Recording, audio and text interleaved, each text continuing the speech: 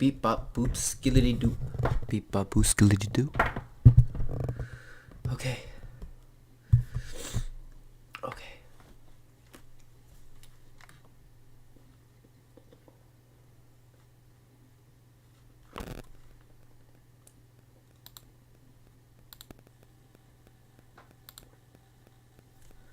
Okay.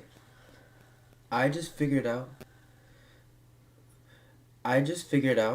Okay, let me restart. Restart. I'll cut it out. Okay.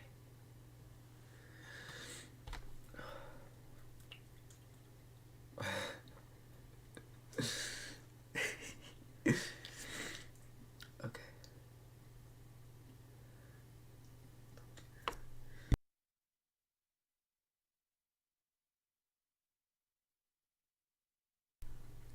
Okay.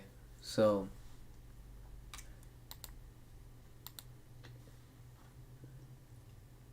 Okay, it probably says easy. Okay. So I figured out a way to where you could nut in your girl and still not have her pregnant. Now, I did some math and I created a formula on how you could be successful with that. So now the whole point is that this is just probability. If you nut in a girl, right, there's a probability where you are going to have a pregnant lady, and then there's a probability where that's not going to happen. But we have to figure out the number so that we know that it's going to be a guaranteed successful, action. So we have to figure out how much we create, how much we generate.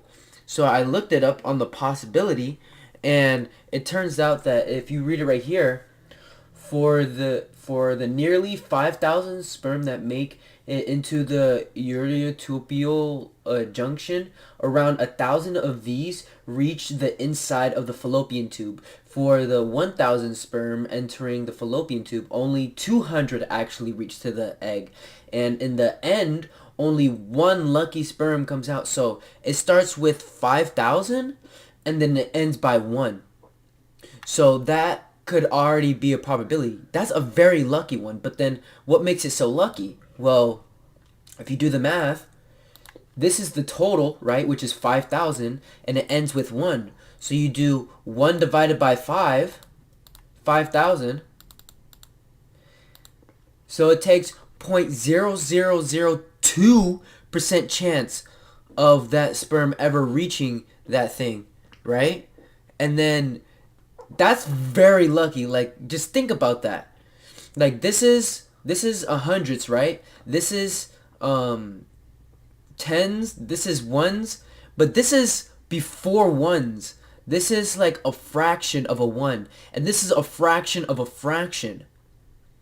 So basically, in this term, if you turn this decimal into a fraction, then you have 0.02 over 100, and that is your fraction.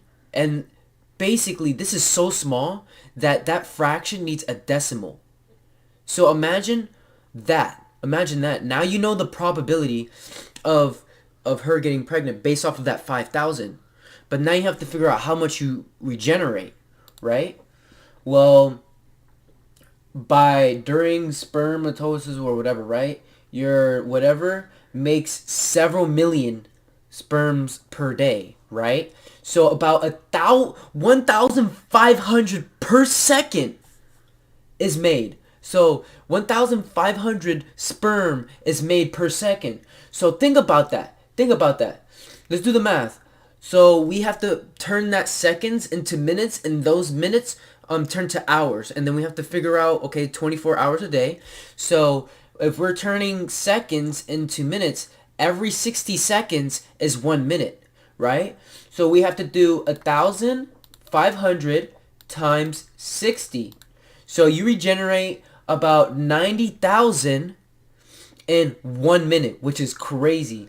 Now, remember, 60 minutes is 1 hour, right? So we have to times this by 60, and you actually make 540,000 per hour sperm cells.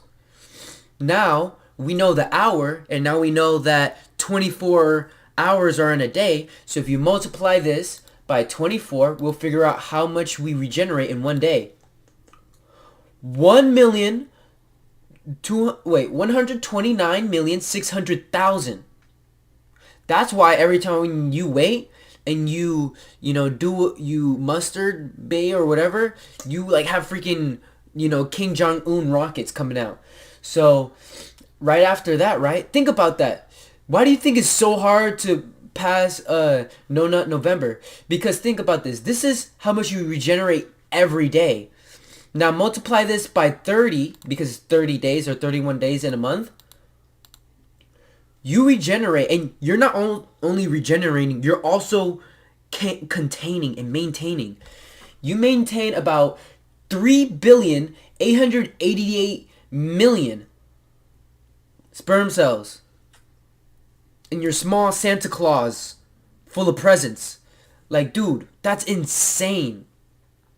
But thinking about that, now we know our numbers, right? And we could check that too, right? We know that 129,600,000 is regenerated every day. And I looked up how many sperm is lost through. It's basically 1.5 milliliters to 1.5 to 7.6 milliliters. But then I was not able to understand how much sperm cells are you losing in 1 milliliter. If I'm able to figure out how much sperm is in 1 milliliter, then I'm able to figure out and do the math with 1.5, right? So basically, what you do I searched up how much sperm is in 1 milliliter, and it says a fertile male human does the thing between 2 to 5 milliliters, and it says in each milliliter there are normally about 100 million sperm. So that makes sense. This number that we did was correct, right? So we have to do this whole process again, so we make sure that we have the same outcome. And then we multiply this by 24, because 24 hours a day, and we have the same outcome. We want to make sure that we do that same process. And then that makes sense, because look at the number right here. Now it's 100. So if you lose around that much, then we do 100 million is 1 milliliter. So 1.5 is like 1,500,000 milliliters. So that's if you're like 1.5 is like if you're the weakest like reproducer when it comes to sperm cells.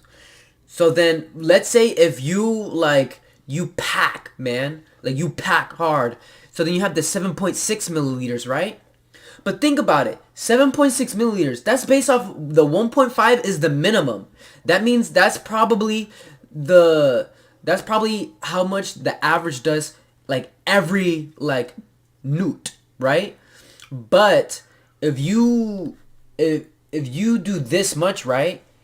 And it takes you what, 7.6 because you reduce that much, then that means you have to do the math, okay?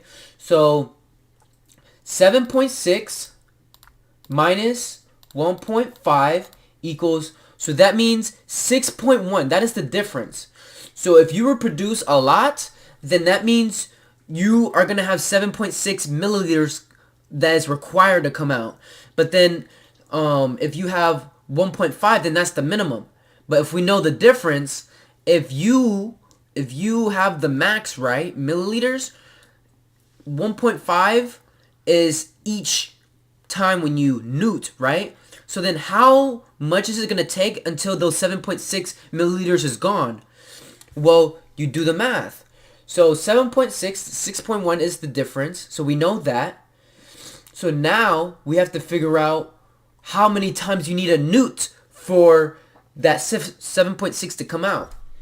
So if we do the math, 1.6 divided by 7.6 equals, actually no, it's not that. It's the 6.1. Okay, so 6.1 divided by 1.5. So you would have to newt about 4 times so that 7.6 will leave. Now that might be hard to think, but that's because you just reproduce that much. But all these numbers is just based off of 24 hours of not doing it, right? Because think about it. If you only do it once, then because it says right here. It says right here, 1.5, right? It says 1.5 is the only amount that comes out, right? But remember, you have one. Let's do the math again.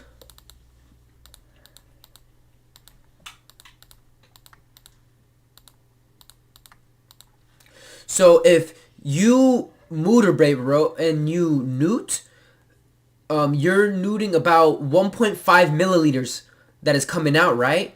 And that 1.5 is about 1,500,000, right? But what if it's less than that, right? And this is based off of 24 hours. Let's say you only newted one time, right? Let's say you only newted one time, or you'd even newt at all, and you just went from the next day. It's still reproducing by the hour, right? So you probably have more. So that means you have to ejaculate more and do all those things, right? So then, basically, what happened is that based off of that number that you have, you can multiply that by the hour, because then 1,000 times 60 equals times 60 equals. Wait, let's take that out. This is how much you reproduce in an hour. This is the formula. This is how much you produce in an hour, right?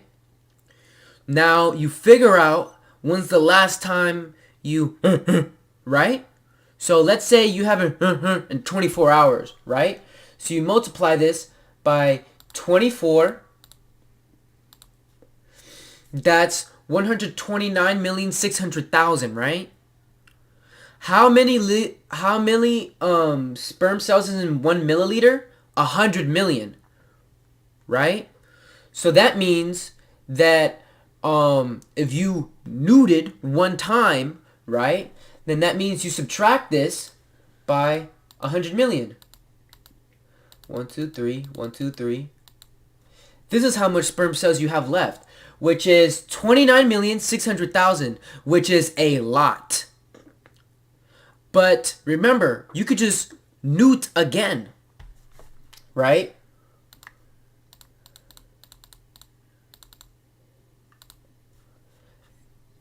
And then you basically get whatever, right? So you get smaller and smaller and smaller. Of course, 100 million is going to take out 29,600,000. I don't know if I put enough zeros, but basically what happens is that you're not going to have any newt to reproduce with anymore. That's why every time when you newt, the next newt is less and is calculated through there. So now all you really have to do is just newt about 2 to 3 times, right? And from there, you're able to see how much you reproduce. And now remember, there's a probability of you nutting your girl and she's getting pregnant, and then she's not getting pregnant. But of course, if you don't do anything, right, and you have more sperm, then you increase the probability. But if you don't have that much sperm, then you decrease the probability of her getting pregnant, right? So then that means in order for you to newt in her successfully, the minimum, you have to newt at least 3 times. In order to, you could just newt 2 times, but 3 times just to make sure. But this can't be separate, because then if you make it separate, you have to account for the time between the newt, right? Because you're reproducing. So then if you do it back to back, you don't have anything left over, and then you'd be able to newt successfully in her. Now the thing is that this number only satisfies the people that are accurate when they newt and 1.5 milliliters come out. Because if you newt only once and more milliliters come out, then you have to base that number off of that probability. Because the more milliliters that you newt out from your first newt, then that means the more you have to newt over time. Because the thing is that we're going to use the same numbers, right? So 1,500, right, is the number, right?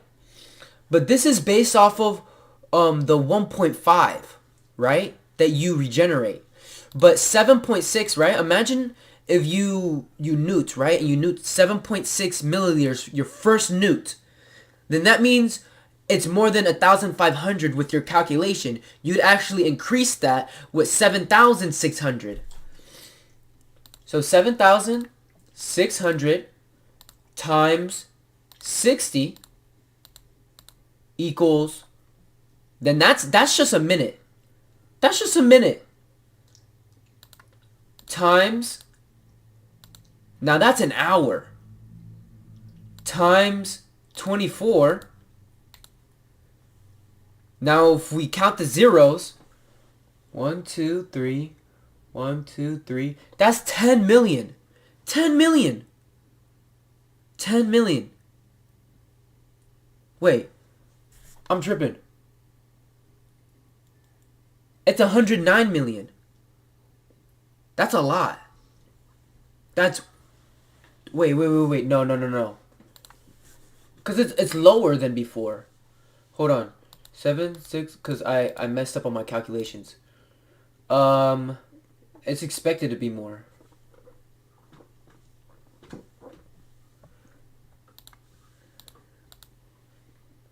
Times 60. This will be an hour, and this will be the hour, and then times 24.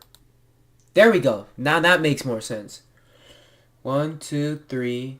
1, 2, 3. So the 1,500 is the 1.5 milliliters, but the 7,600 is the 7.6 milliliters, right?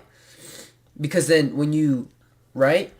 So the 7.6, the 1.5 milliliters from the first newt, it gave us 129,600,000, right? But if you newt about 7.6 milliliters, you regenerate 656,640,000 within that day. So then, now you have to calculate, now you have your number, now you have to calculate how many times you have to newt in order for all this to be gone. So now, with the 1.5 milliliters, all you have to do is just newt 3 times and you're good, right? But with this one, remember, you lose 100 million sperm cells within 1 milliliter, right? So then if you newt about 1.5 times, because that's the original average, then that means you're newting about 150 times. So then 150 million times. So then that means you have to divide this by 150 million. 1, 2, 3. 1, 2, 3. And then it will show us how many times we have to newt in order for all this to be gone.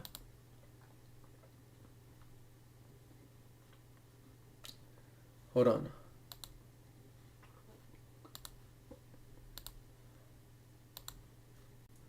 Divide by 1, 2, 3. 1, 2, 3. 1, 2, 3.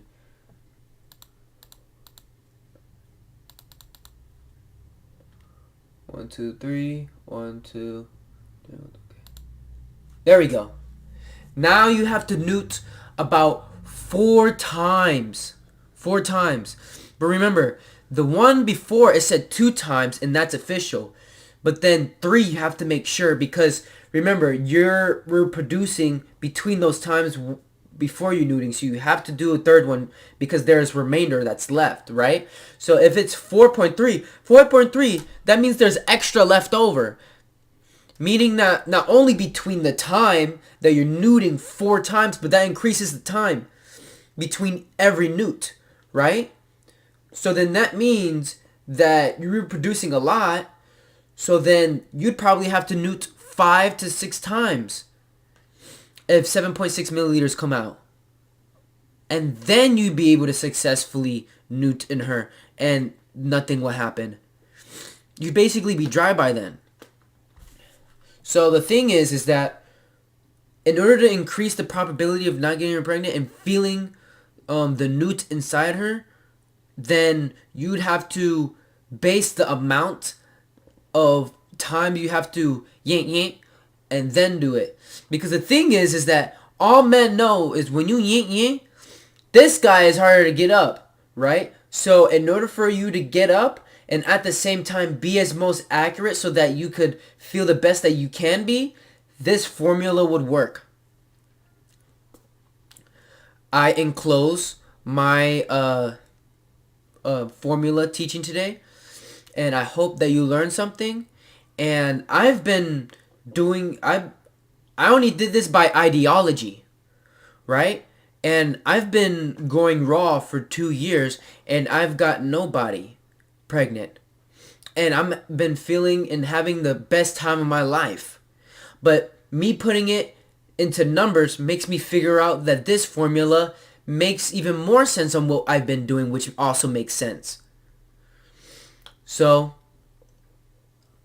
without other than that, I conclude that, how should I end it? I conclude that this formula only works if you figure out the amount of milliliters based off of your first newt. And once you know that, then you're able to do the rest of the math. And if I went too quick, don't worry, just rewind. You got it. Peace.